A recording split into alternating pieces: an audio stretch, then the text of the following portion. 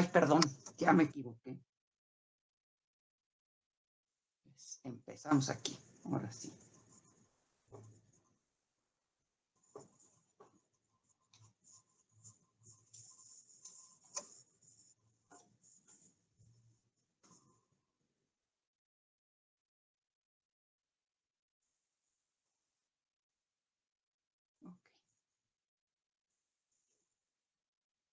Bueno, entonces el teorema que queremos probar da condiciones para que el espacio, un subconjunto del espacio de funciones continuas en un espacio métrico compacto con valores en R sea denso, ¿ok? Y las condiciones son tres condiciones algebraicas, que las tres juntas lo que dicen es que se requiere que A sea una subálgebra del álgebra de funciones continuas. A ver, permítame un momentito.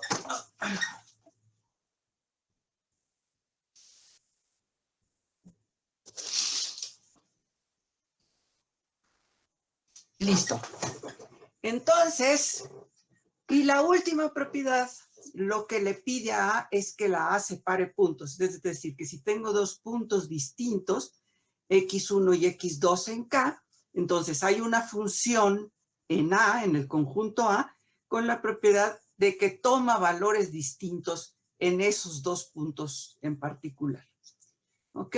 Y entonces, bajo estas tres condiciones, el teorema de Stone-Weierstrass asegura que A es un subconjunto denso del espacio de funciones continuas. Ahora, lo que voy a usar para la demostración son los lemas que probamos la clase pasada, donde usamos estas cuatro propiedades para derivar dos afirmaciones en particular que son las que me interesan. Una es esta, que dados dos puntos distintos en K, y dos números reales cualesquiera C1 y C2, hay una función en A que manda a X1 en C1 y a X2 en C2. Entonces, esta es una de las cosas que vamos a usar.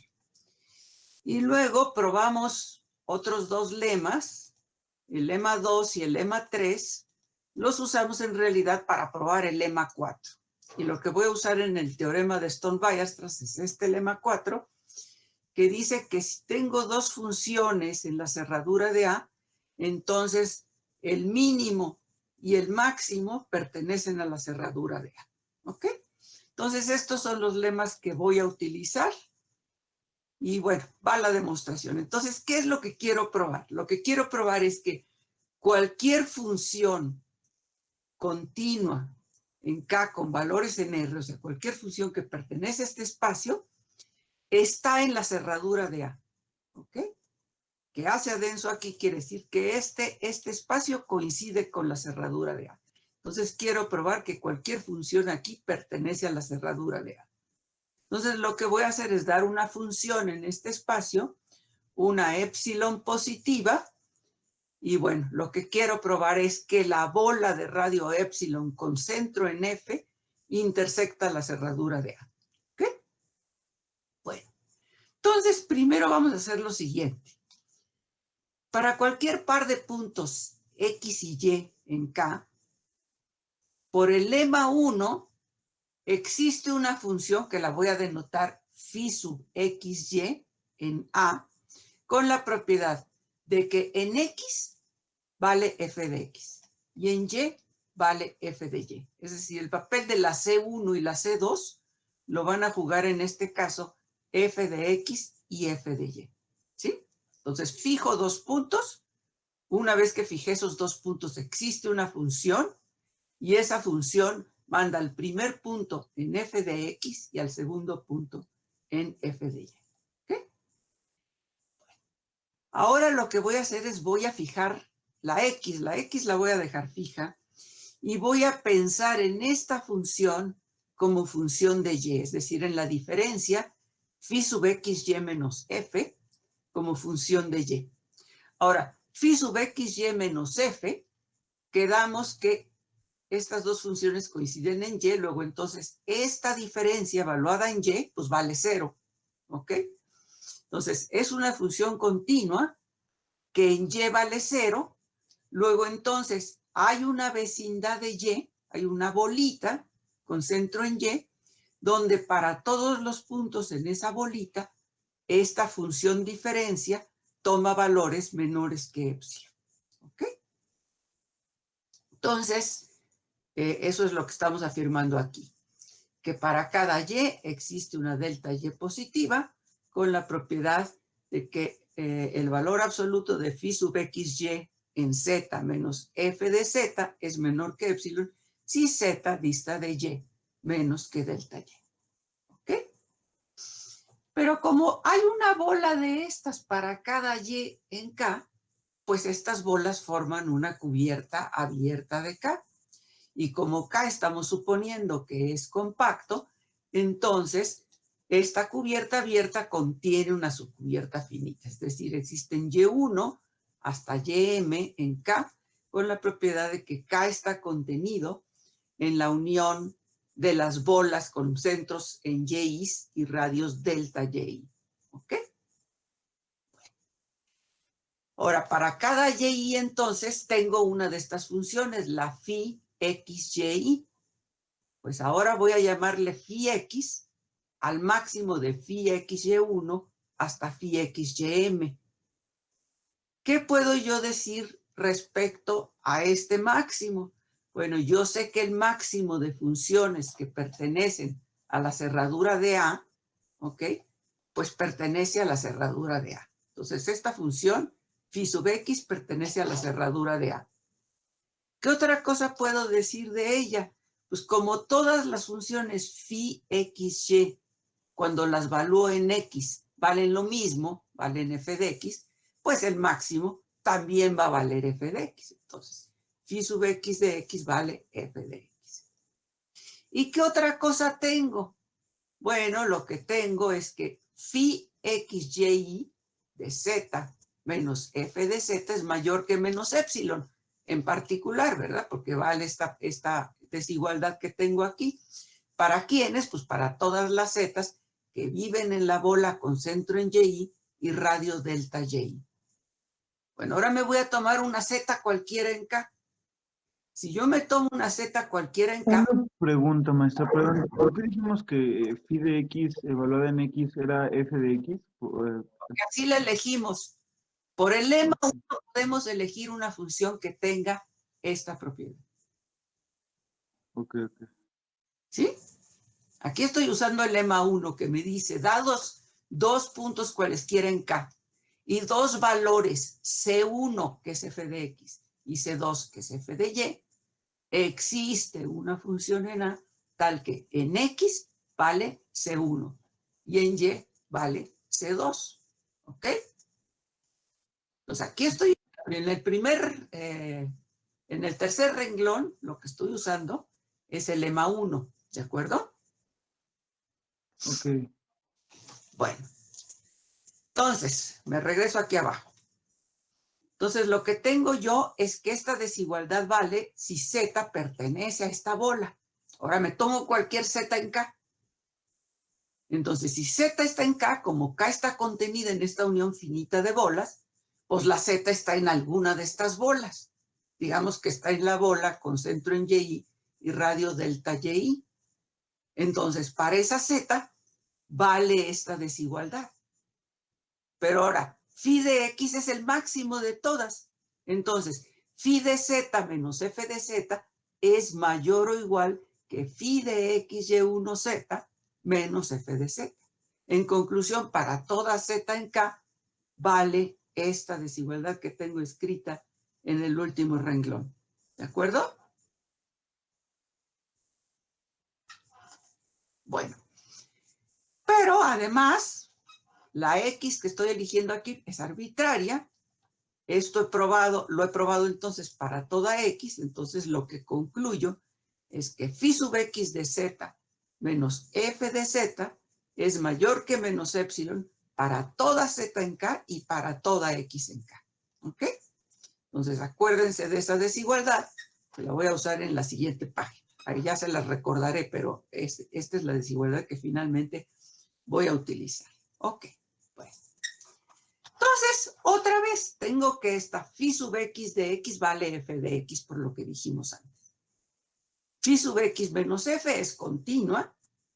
Entonces, en consecuencia, existe un gamma sub x positivo con la propiedad de que el valor absoluto de phi sub x de z menos f de z es menor que epsilon para todas las zetas que distan de x menos que este número gamma de x. ¿Por qué? Porque esta diferencia en x vale 0 y es continua. ¿Ok? Bueno. Y ahora volvemos a jugar el mismo jueguito que jugamos en la lámina pasada. Como esto es cierto para todas las x, tengo una bola para cada x, esto forma una cubierta abierta de K y puedo extraer una subcubierta finita.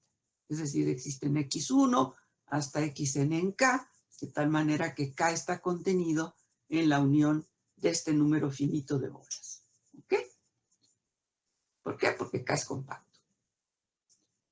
Bueno, y ahora lo que voy a hacer es me voy a fijar en las funciones phi sub x1 hasta phi sub xn y me voy a fijar en el mínimo de todas ellas. ¿Ok? Otra vez, por el lema 4, el mínimo de funciones que pertenecen a la cerradura de A pertenece a la cerradura de A. ¿Ok? Y puesto que tengo que phi sub x1 de z menos f de z es menor que epsilon, como se sigue del segundo renglón, siempre y cuando la z esté en la bola con centro en xy y radio gamma sub xy, ¿ok? Entonces, y esta phi es el mínimo, pues tengo que phi de z menos f de z también va a ser menor que epsilon para toda z, porque si z está en K o sea, está en alguna de estas bolas, luego entonces se cumple esta desigualdad y como phi es menor o igual que phi xy para todas las xi's, pues entonces tengo esta desigualdad. ¿Sí? Tengo que phi de z menos f de z es menor que epsilon para toda z en K. Y por otra parte, en la página pasada, probamos que phi x de z menos f de z es mayor que epsilon para todas z y x en K, y entonces, por lo tanto, tengo que esta desigualdad se cumple, o sea que menos epsilon es menor que phi de z menos f de z. En conclusión, ¿qué es lo que hemos probado? Como esta desigualdad vale para toda z en K, pues lo que tengo, ¿verdad?, es que la norma infinito de phi menos f es menor que epsilon. ¿Sí? Y esto es cierto para cualquier f en C0 o sea, lo que he probado es que para cualquier f en este espacio y para cualquier epsilon positivo, existe una phi en la cerradura de A cuya distancia en la norma uniforme a f es menor que epsilon. Y esto prueba que f efectivamente pertenece a la cerradura de A. Entonces, ¿qué hemos probado? Que cualquier f en este espacio pertenece a la cerradura de A, luego entonces este espacio pues coincide con la cerradura de A. ¿Ok? Y ya, ese es el teorema de Stone-Weierstrass. Bueno, ahora lo que quiero es dar una aplicación de este teorema, ¿sí? Entonces vamos a recordar qué dice el teorema de Stone-Weierstrass. Otra vez. Entonces el teorema de Stone-Weierstrass dice que si K es un espacio métrico compacto, A es un subconjunto del espacio de funciones continuas con valores reales definidas en K, que es una subálgebra con 1 y que separa puntos, entonces A es denso en este espacio. ¿Sí? Es decir, cualquier función aquí se puede aproximar uniformemente por una sucesión de funciones que viven en A. ¿Ok? Entonces vamos a aplicar este teorema para probar una cosa muy linda. Entonces, la cosa linda que quiero probar es esta. Vamos a pensar en los polinomios, en el conjunto de polinomios en n variables. ¿Okay? Entonces, ¿qué cosa es un polinomio en n variables? Pues es una función que a x1 hasta xn le asocia pues, este polinomio, ¿verdad? Que es un polinomio con coeficientes reales, o sea, las AIs son números reales, las variables son x1 hasta xn, entonces aquí aparece el producto x1 elevada al exponente k y sub 1, sub i1, etcétera, hasta xn elevada a este exponente. Estos exponentes son o bien números naturales o son el cero, ¿ok? Y bueno, pues esto es un polinomio en n variables. Esto ustedes ya lo conocen muy bien. Bueno, lo que quiero probar es lo siguiente, fíjense qué cosa más linda. Quiero probar que si K es un subconjunto compacto de Rn, ¿ok? Entonces, dada cualquier función continua con valores reales definida en K, existe una sucesión de polinomios en n variables que converge uniformemente a f en K. Este corolario es una generalización del teorema de aproximación de Weierstrass a n dimensiones, ¿verdad? El teorema de aproximación de Weierstrass es justamente este corolario para n igual a 1, ¿verdad? Entonces aquí lo estamos extendiendo a n variables. ¿Okay? Entonces, ¿qué es lo que tengo que probar? Pues me tengo que fijar en el conjunto de todas las funciones polinomiales, pero restringidas acá, ¿ok? Entonces me voy a fijar en el conjunto de todos los polinomios en n variables y en su restricción acá. Estas obviamente son funciones continuas en K, entonces este es un subconjunto del espacio de funciones continuas en K, ¿ok? ¿Y qué es lo que quiero probar? Pues lo que quiero probar es que este subconjunto de C0K es denso allí. Eso es exactamente lo que quiero probar, que el conjunto de funciones polinomiales en K, en n variables, es denso en el espacio de funciones continuas en K. ¿Ok? Entonces, ¿qué tengo que hacer? Pues tengo que checar que se cumplen las hipótesis del teorema de Stone-Weierstrass. Entonces, las tres primeras condiciones, ¿qué me dicen? Pues me dicen, la primera, la condición A, lo que me dice es, tengo que checar que este cuate es un subespacio vectorial. Es decir, tengo que checar que la suma de dos polinomios es un polinomio. Pues eso está clarísimo. Y que si agarro un polinomio y lo multiplico por un número real, pues me da un polinomio. Clarísimo. ¿Qué dice la propiedad B? Tengo que checar que el producto de dos funciones aquí sigue estando aquí. ¿Ok? Pero obviamente el producto de dos polinomios, pues es un polinomio. Entonces se cumple la propiedad B. Y luego, ¿qué me dice la propiedad C? Tengo que checar que la función constante igual a 1 es un polinomio. Pues sí, pues es un polinomio. ¿Ok?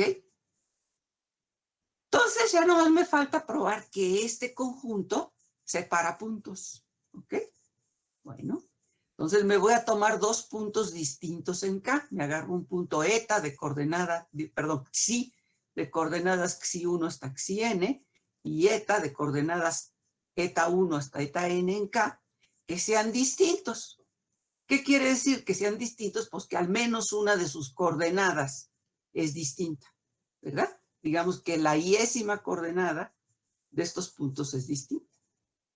¿Ok? Pues entonces, ¿ahora qué polinomio va a separar estos puntos?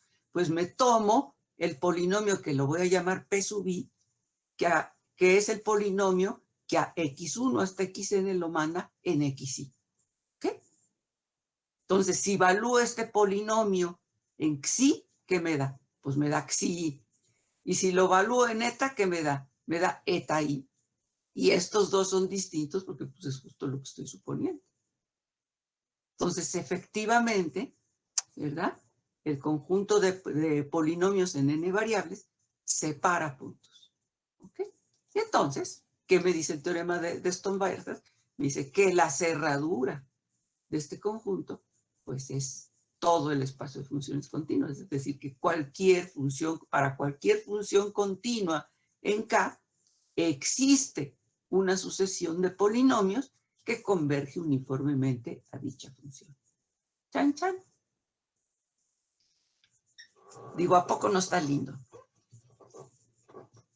Entonces, el teorema de Stone-Weierstrass nos permite eso, o sea, da condiciones muy sencillas para checar que algún subconjunto del espacio de funciones continuas en un compacto, es muy importante que el espacio métrico sea compacto, converge uniformemente.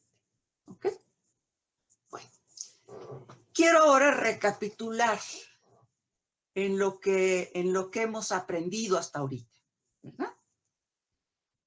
Hemos introducido y estudiado 4 nociones, la noción de espacio métrico, que ha sido pues el ámbito donde hemos estudiado las otras nociones, que fueron la noción de continuidad, la noción de compacidad y la noción de completitud. Y ya sabemos que esas nociones son bien importantes, ¿verdad?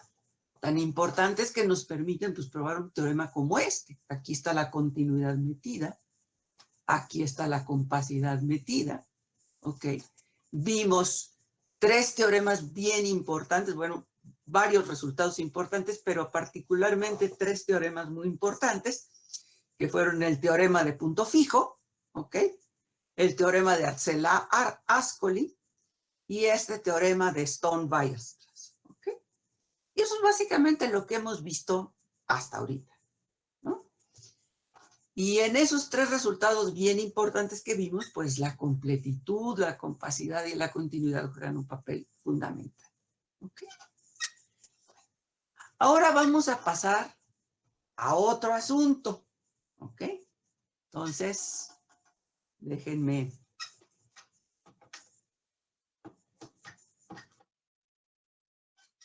Ups. Perdón, pero es que me estoy haciendo bolas aquí.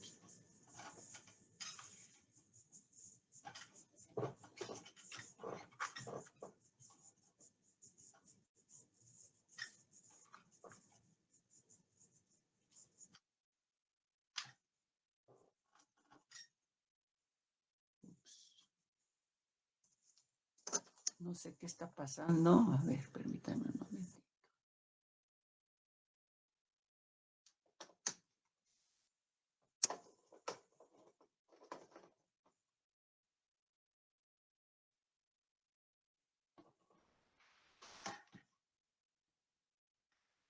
Ok, ya quiso. Bueno, entonces vamos a cambiar de tema. Y de lo que quiero hablar ahora es de diferenciabilidad. ¿Qué cosa es la diferenciabilidad? Bueno, ese es un asunto que ustedes ya estudiaron, ¿verdad? En sus cursos de cálculo para funciones de Rn en Rm. ¿Y qué cosa es la derivada de una función de Rn en Rm? Bueno, decimos que una función de Rn en Rm es diferenciable en un punto de su dominio, en un punto de Rn, si cerquitita de ese punto yo puedo aproximar a mi función por una función lineal en un sentido muy preciso. ¿Ok? Entonces, fíjense, si hablar de diferenciabilidad es hablar de aproximación mediante funciones lineales, ¿ok? Pues de lo que estamos hablando es de que ya no nos va a servir o sea, ya no va a ser posible trabajar en espacios métricos, sino que vamos a tener que trabajar en espacios vectoriales, ¿verdad? Porque si no, ¿cómo hablamos de funciones lineales? Pues tenemos que estar en un espacio vectorial. Y más concretamente, el ámbito natural para estudiar la diferenciabilidad, pues son los espacios de Banach. Acuérdense que un espacio de Banach es un espacio vectorial que tiene una norma y que es completo respecto a dicha norma, a la métrica dada por dicha norma. ¿Okay? Ahora, ustedes ya estudiaron diferenciabilidad para arriba y para abajo para funciones de Rn en Rm. Aquí vamos a hablar de diferenciabilidad para funciones definidas entre espacios de Banach, de un espacio de Banach B a un espacio de Banach W. ¿Ok? ¿Por qué vamos a hacer eso? Bueno, hay varias razones. ¿Ok?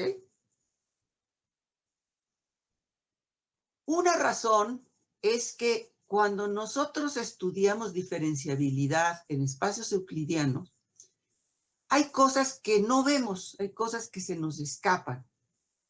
Y una cosa que se nos escapa es lo siguiente. Fíjense, cualquier función lineal de Rn en Rm automáticamente es continua.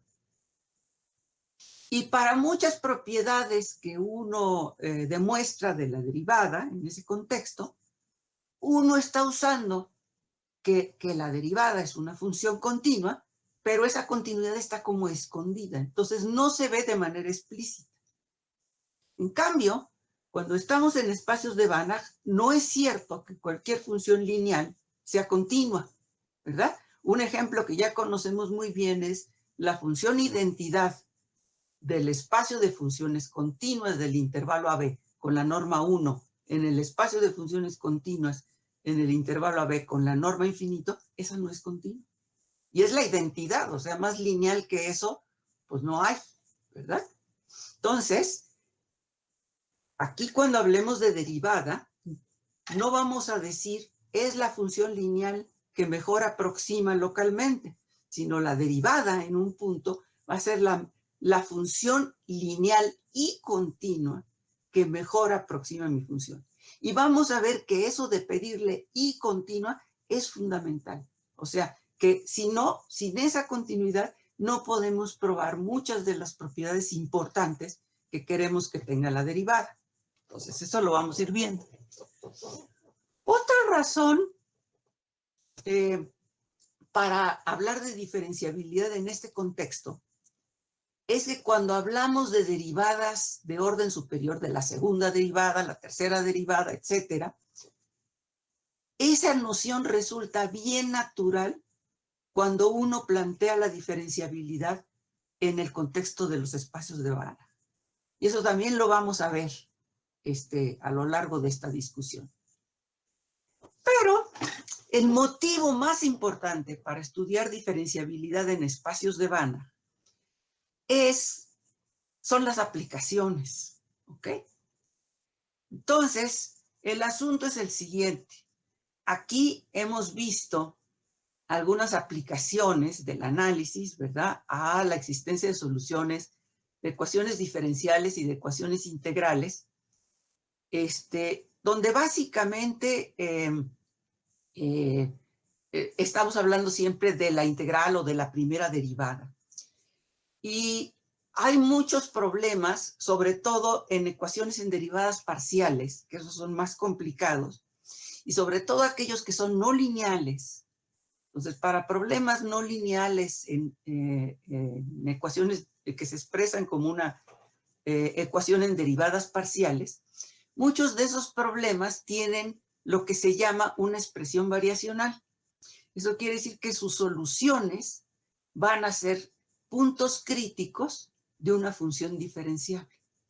Es decir, que encontrar soluciones de una de esas ecuaciones en derivadas parciales va a ser lo mismo que encontrar los puntos críticos de una función diferenciable. Nada más que va a ser una función diferenciable definida en un espacio de funciones, porque eso es lo que uno anda buscando, ¿no? Las soluciones de una ecuación diferencial pues son funciones, ¿ok? Entonces, esta noción de diferenciabilidad en espacios de Banach tiene aplicaciones muy importantes. Ahora, la mala noticia es que desafortunadamente no vamos a poder ver en este curso este tipo de aplicaciones porque no tenemos todavía los espacios naturales para ver esas aplicaciones. Los espacios naturales para ver esas aplicaciones están dados en términos de la integral de Lebesgue, y eso es algo que se estudia en análisis 2. Pero, pues, no obstante, vamos a hablar en este curso de diferenciabilidad. Entonces, empezamos hoy estudiando la continuidad para funciones lineales. ¿Okay? Entonces, les digo, de aquí en adelante, nuestros espacios, todos nuestros espacios van a ser espacios de Banach. Entonces, vamos a tener dos espacios de Banach, B y W, ¿ok? Tenemos una función lineal de B en W y queremos caracterizar la continuidad. Entonces, esta proposición da equivalencias, o sea, lo que nos dice es que las siguientes afirmaciones son equivalentes. Okay. Es equivalente decir que T es continua, con decir que T es continua nada más en el cero, o con esta otra afirmación que dice que existe un número real, C, de tal manera que la norma de T de B, en W, obviamente, es menor o igual que la norma, que C veces por la norma de B en B, para todo B en B. Y eso es equivalente a decir que T es Lipschitz continuo. ¿Ok? Bueno, entonces vamos a probar esta proposición. Hay algunas afirmaciones aquí que son evidentes, ¿verdad? Que no tienen que ver con la linealidad, o sea, que sabemos que son ciertas siempre. O sea, si T es continua, pues T es continua en cero, porque T es continua en cada punto, ¿ok? Entonces, ¿qué A implica B? Es obvio. Otra cosa que es obvia es D implica A, porque cualquier función Lipschitz continua, pues es continua, eso ya nos lo sabemos. Entonces, ¿qué es lo que tengo que probar? Pues tengo que probar que B implica C y que C implica D. ¿Ok? Entonces vamos a probar que B implica C. ¿Ok? Bueno. Entonces, tenemos que T es una función continua en cero y queremos probar que existe esta C. ¿Ok? Entonces, como T es continua en cero, pues entonces dado 1, dado epsilon igual a 1, existe delta positivo, de tal manera que la norma en W de TB es menor que 1 si la norma de B en B es menor que delta. ¿Okay? Y de aquí se sigue lo siguiente, que si yo tomo cualquier B en B, diferente de 0, ¿ok? Entonces me puedo fijar en B, dividirlo entre su norma y multiplicarlo por delta entre 2, ¿ok? ¿Esto qué norma tiene? Pues B entre la norma de B tiene norma 1. Cuando lo multiplico por delta entre 2, pues va a tener norma delta entre 2, que en particular es menor que delta. Entonces, de esta afirmación se sigue que T de este vector en norma es menor que 1, y esto es cierto para cualquier B distinta de 0. ¿Ok? Ahora, ¿qué voy a hacer? Ahora voy a multiplicar esta desigualdad por por 2 veces la norma de B entre delta. ¿Ok? Entonces, si multiplico esta desigualdad por 2 veces la norma de B entre delta, lo que obtengo es, pues aquí tenía un 1, entonces aquí me queda 2 entre la norma dos veces la norma de B entre delta. Aquí estoy multiplicando por lo mismo, pero ahora esta es una constante, la puedo meter adentro de la norma, y luego como T es lineal, la puedo meter multiplicando aquí. Pero cuando la meto multiplicando aquí, el 2 entre delta se me cancela con el delta entre 2, y la norma de B se me cancela con esta que está dividiendo, y me queda nomás la norma de T veces B. ¿Ok? Entonces, ¿qué es lo que esto me dice? Que para cualquier B en B diferente de 0, la norma de T veces B, de T aplicado a B, es menor que 2 entre delta por la norma de B. Luego, entonces, si tomo C igual a 2 entre delta, pues tengo que se cumple esta desigualdad. ¿Ok? Y ya acabé. Y ahora quiero... Pero, disculpe, ¿esa se varía o se supone que ese 2 sobre delta ya está fijo? A ver, vamos leyendo lo que dice esta afirmación. Existe C con la propiedad de que esta desigualdad se cumple para todo B. ¿Sí? Ujú, La sí, C nada más depende de la T, pero no depende de la B, porque esta desigualdad se tiene que cumplir para todo B. ¿Ok? ok, ¿Sí? ¿Está claro? sí. Bueno, entonces ahora quiero probar que C implica D. ¿De acuerdo?